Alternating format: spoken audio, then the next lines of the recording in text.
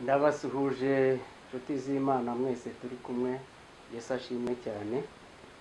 Ni mwene so Evangeliste Augustin Mbonabucya mbasuhuza, kandi muhabwe umugisha n'Imana kuri uyu mwanya mwiza tugiye gusangira w'ijambo ry'Imana. Reka tubanze dusenge Imana gatoya, hanyuma tugaruke dusangira ijambo ry'Imana. Mana data wa twese, mu izina rya Yesu turagushimiye cyane kubw'uyu mwanya mwiza uduhaye w'ijambo ryawe, ijambo riyobora ubugingo bwacu, ijambo ritanga ubugingo, ijambo rihindura ibintu byinshi ku mitima yacu. Dusabye umugisha muri ryo ngo umuntu wese urikurikiye rigira icyo rihindura ku mibereho ye. Nanjye umfashe nk'umugaragu wawe n'abaduteze amatwi bahabwe umugisha muri iryo jambo, tubikwambaje tukwizeye mu izina rya Yesu Kristo, amen.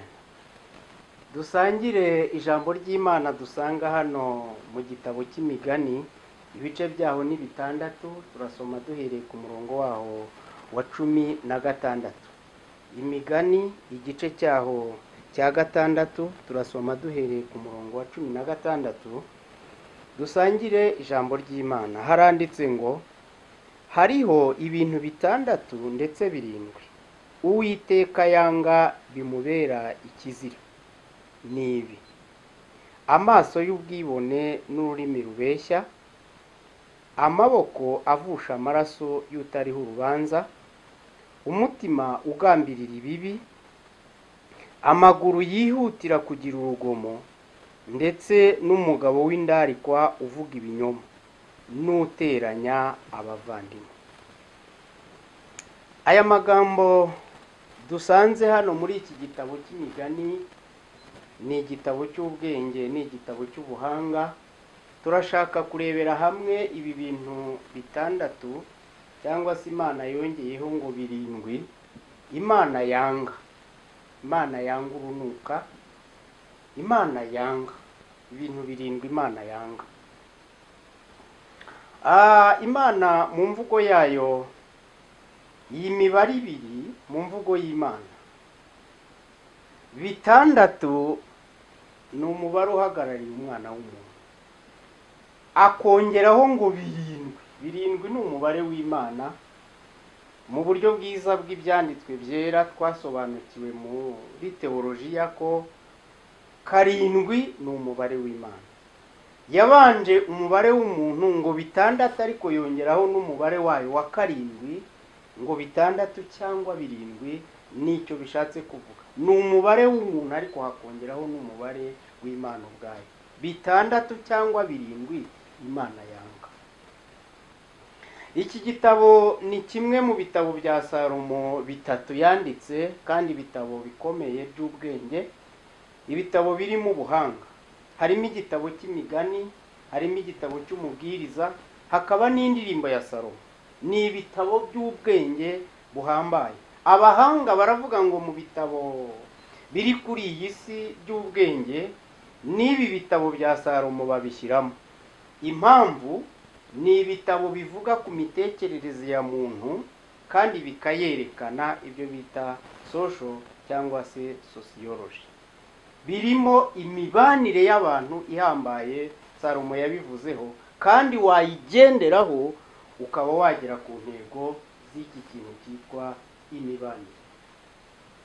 Icya kabiri, muri ibi bitabo bya Salomo habamo imitekerereze ya muntu.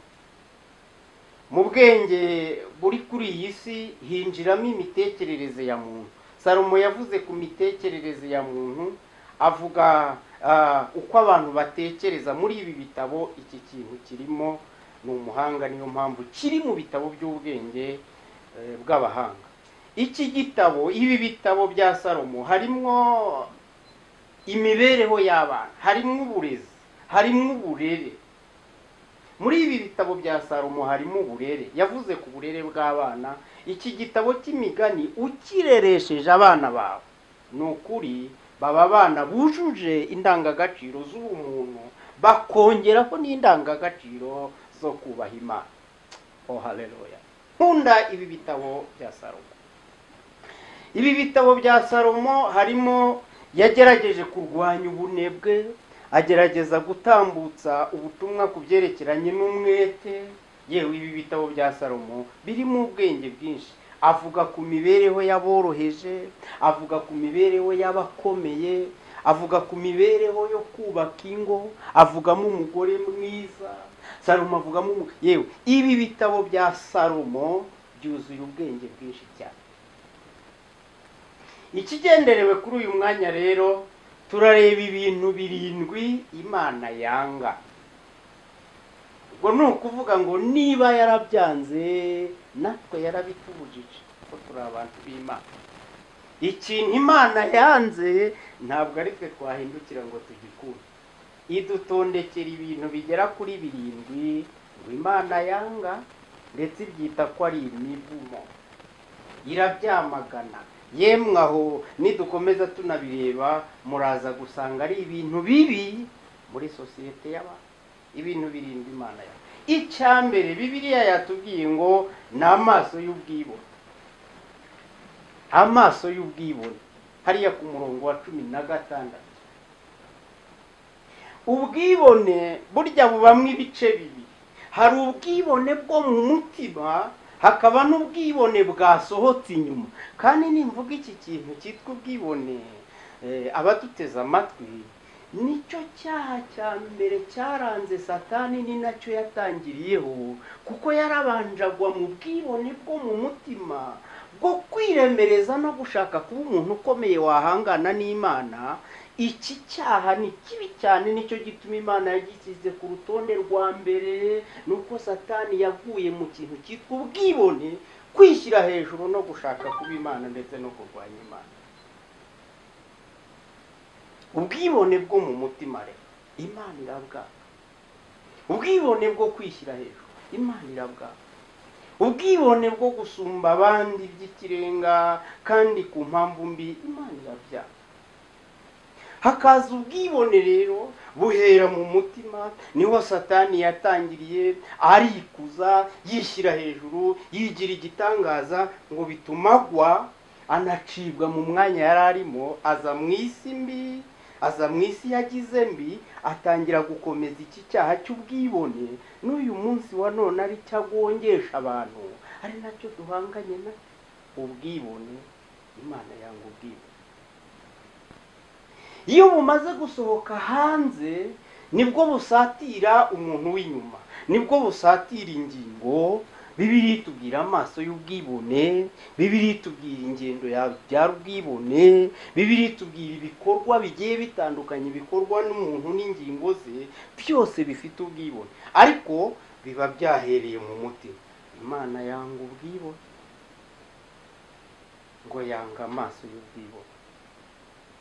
Bibiliya muri iki kigwa cyacu yatubwiye icya kabiri cyitwa ururimi rubeshya. Ngo Imana yanga ururimi rubeshya. Iyo tuvuze ururimi, aha natekereje impamvu Imana yarushyize ku rutonde narwo ariko ngo rubeshya. Mwari muzi ko ururimi nirwo rugingo Imana yubaha kurusha izindi. Kubera iki? Nayo nirwo yakoresheje irema. Ibintu byose biremwe ku rurimi, ni ijambo, kandi ururimi rutanga ijambo. Imana irema ngo yaratangazaga ngo nihabeho, ikongera ikavuga n'ururimi nihabeho. Izi ko ururimi rufite imbaraga nirwo ruhagaritse ibi bintu byose biriho. Ibyinshi bihagaze ku mbaraga z'ururimi. Irangije rero irushyiraho akantu ko kuvuga ngo turwitondeshe, rushobora kurema ibikomeye, rushobora gusenya ibikomeye. Arangije aravuga ati gukoresha ururimi neza, iyo rwakoze nabi ngo rurimi ibinyoma. Aravuga ngo ururimi rw'ibinyoma Uwiteka ararwanga.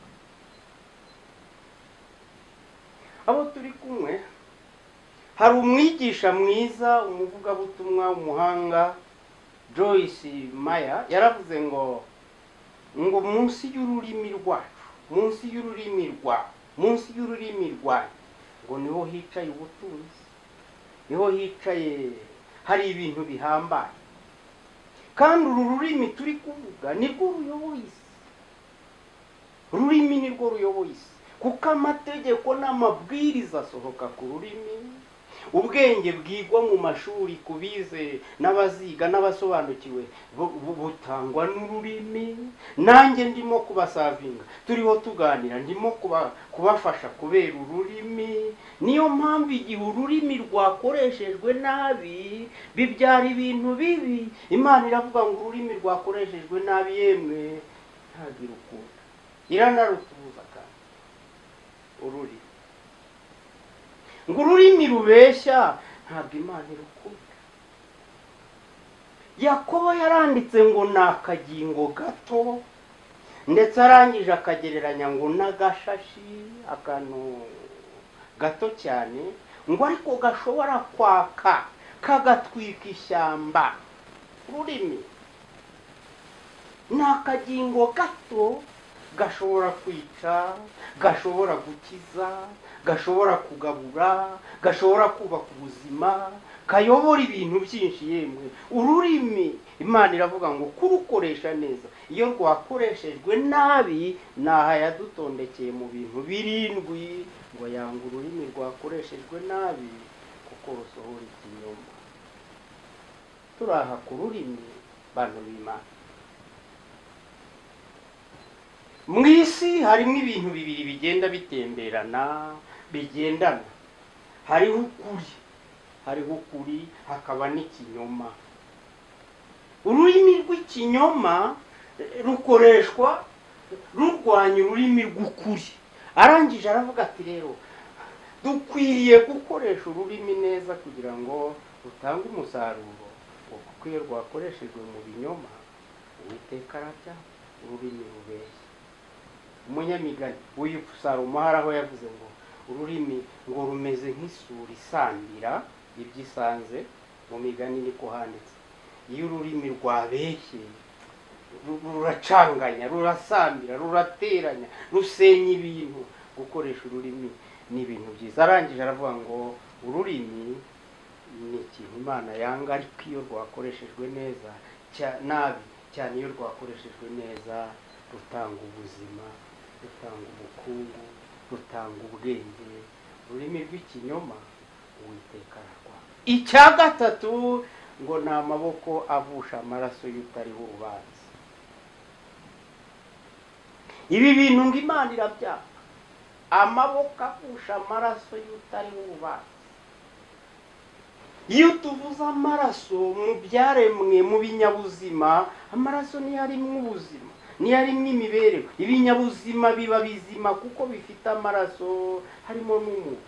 Iyo rero amaraso ari ameneka, iyo amaraso ava mu kinyabuzima kiyafite, ubuzima buba buriho buge gutakaza ubuzima.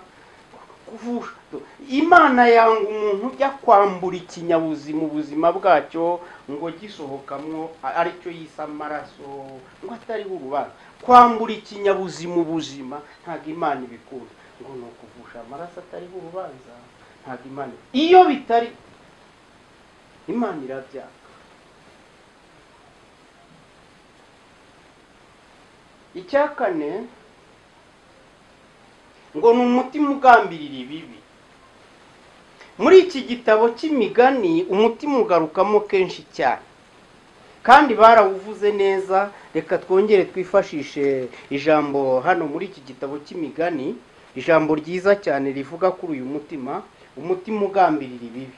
Hanyuma 4 umurongo wa 23 haravuga ngo rinda umutima wawe kurusha ibintu byose birindwa, ngo kuko ariho iby'ubugingo bikomoka.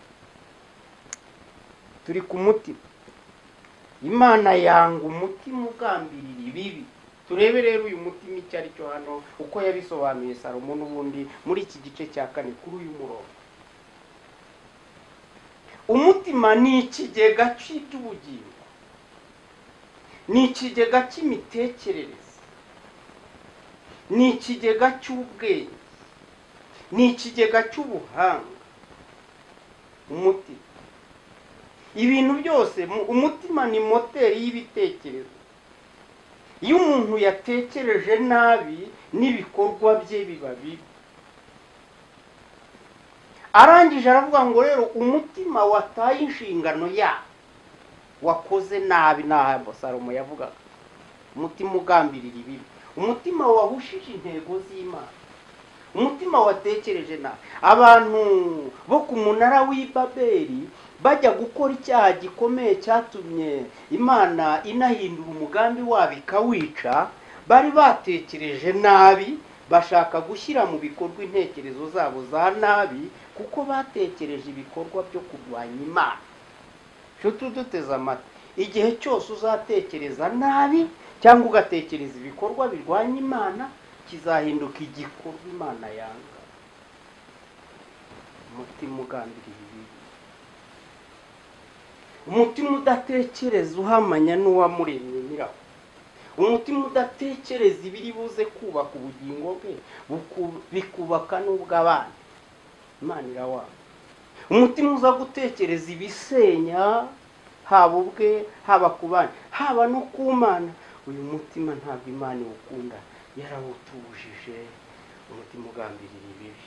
Kugambirira, duhorana imigambi, nzagira gutya, project zanjye, nzakora ibi, ejo nzajya hariya. Yakobo yaravuze ngo turatekereza tukanagambirira yemwe, ngo ariko kugira ngo bigende neza n'Uwiteka uduha umugisha.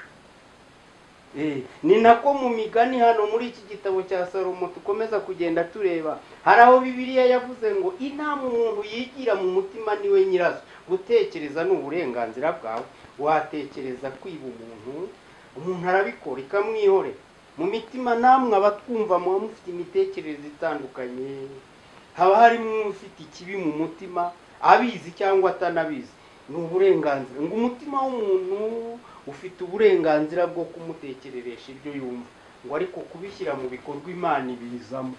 Kugira ibyo itangira Imana ibizamo, kugira ibyo yemera ko biba Imana ibizamo, kugira ibyo ihagarika Imana ibizamo. Ngo inama umuntu yigira mu mutima niwe nyirayo, ngo ariko igisubizo cyo kubishyira mu bikorwa kiva ku Uwiteka. Uyu mutima ugambirira nabi Imana iwuturinde mu izina rya Yesu. Umutima utekereza ibidahesha Imana icyubahiro, Imana ijye iwuturinda mu izina rya Yesu. Umutima udahuza n'Imana mu bushake bwayo, Imana ijye iwuturinda mu izina rya Yesu. Yesu yigisha, hari ahantu yigishije avuga neza, aravuga ngo ubwami bw'Imana buze, ngo kandi icyo Uwiteka ashaka aba aricyo kiba ku buzima bwacu. Iyo mu mutima wawe hatarimo icyo Uwiteka ashaka, wagize umutima Imana idakunze, Imana idushoboza. Ya gatanu, ngo ni amaguru yihutira kugira urugo, amaguru asenya ibyubaka abandi. Umwanditsi mwiza we yaravuze ngo ibirenge by'umuntu ujyanye ubutumwa bwiza tubyubahe. Ibirenge by'umuntu ujyanye ubutumwa bwiza ni ibinyamugisha. Iyo amaguru yihutiye kutavuga iby'umumaro, ni ibintu bibi cyane. Amaguru iyo atajyanye ubutumwa bwiza bw'umumaro birapfa. Ariko ngo amaguru yihutira kujyana ibisenya abandi, ibisenya. Igitangaza, uzi ko hari n'igihe umuntu ajyana ibimusenya ubwe, amaguru yo kuvuga ibitagira umumaro. Imana yaturinde. Ibirenge bijya kwiba, ibirenge bijya kubeshya nk'uko twabibonye, ibirenge bijya kwangiza imibereho y'abandi, ntabwo Imana ibikunda. Ngo ni amaguru yihutira kugira urugomo, yewe ntabwo Imana yakunda. Icya gatandatu, ngo ni umugabo w'indarikwa wihutira kuvuga ibinyoma, Imana ntabwo imukunda. Indarikwa, iyo bavuze umugabo ntabwo dutekereza kuvuga igitsina ko bavuga umugabo umugore, oya, bavuga umuhamya. Bibiliya isobanura mu buryo bwimbitse ikinyarwanda kindi cyuzuza umwimerere w'iyi Bibiliya, bavuga umuhamya. Ni nako Yesu yabwiye abantu be, abigishwa be, ababwira ngo muzaba abagabo, ariko ubundi yaravuze ngo muzaba abahamya b'ibyo mwambonyeho, y'ubutumwa bwiza nabigishije, y'ibyo nzababwira muzaba abahamya. Umuhamya rero ni umuntu uhagarara akavuga ibyo yabonye. umuhamya ni umuntu uhagarara agahamya ukuri. Umuhamya ngo umugabo wararikiwe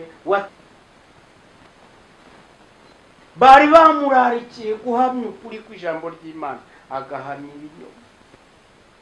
Yarararikiwe kuvuga iby'Imana bizima yamubwiye, cyangwa se yabonanye Imana akavuga ibinyoma. Uyu nshuti z'Imana, mu gihe nk'iki abantu benshi bari kuvuga ibinyoma, ni abahamya b'ibinyoma. Ijambo ry'Imana bakiriye bumvise rizima, ntabwo bari kurihamya uko riri, bahindutse abahamya b'ibindi bongeyemo. Bafashe ijambo ry'Imana barifunguramo ibindi. Iyo soko yaje kuvangira iby'Imana, ntabwo Imana iyikunze. Bahindutse abahamya b'ibinyoma. Uyu mugabo, uyu mugore, uyu mukobwa uteye atyo ukora atya ntanezeza Imana. Muri birindwi ntanezeza Imana. Icya karindwi ngo nuteranya abavandimwe. Teranya abavandimwe. Iyo dusomye dusesenguye ubuvandimwe icyo ari cyo, tubusanga mu byiciro bigera nko kuri bitatu. Hari ubuvandimwe tugirana isano kwa Adamu na Eva, duhuje amaraso atukura. Adamu bisobanura umuntu w'amaraso atukura, mwana w'umuntu uremye mu maraso atanga ubugingo. Turayahuje ubuvandimwe, turayahuje. Iby'uruhu ntibirimo, turayahuje amaraso. Ibindi birebwaho nta birimo. Duhuje ubuvandimwe bwo kwa Adamu na Eva, ko twese abagize isi yose tuva ku muntu uyu waremwe n'Imana Adamu, tukagenda dukomoka. Ubu ni ubuvandimwe. Imana yanga umuntu ubwica, Imana yanga umuntu ubutatira, Imana yanga umuntu wabihora undi, Imana yanga umuntu wareba mugenzi we ntamubonemo iki gisanira cyo ku Mana gifite umwimerere aho ngaho. Ntabwo Imana ibikora ngo uyu ubyica wica iki kintu cya mbere. Imana ntabwo ajyana nayo. Ubuvandimwe bwa kabiri turabusanga hariya mu miryango cy'abantu bapfana. Ni papa, ni mama we, ni mukuru we, ni umuvandimwe we, ni murumuna we, ibyo bigira ubuvandimwe. Biragenda biritwararikwa. Imiryango ifite uko ifatanya, ifite uko ibana. Uduteze amatwi ufite abo mukomoka mufitanye isano, bapima ADN mugahuza. Ubuvandimwe nabwo ni bwiza kubugenderamo. Ubwica nawe ntabwo Imana imukunda.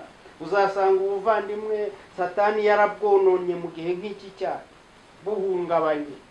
Sange imiryango ntihuje, bakuru b'umuntu nibo bamurwanya.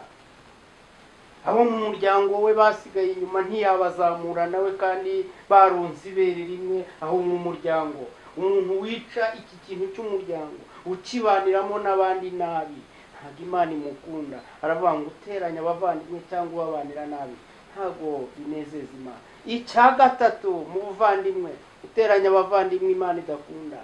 Dusangiye Kristo.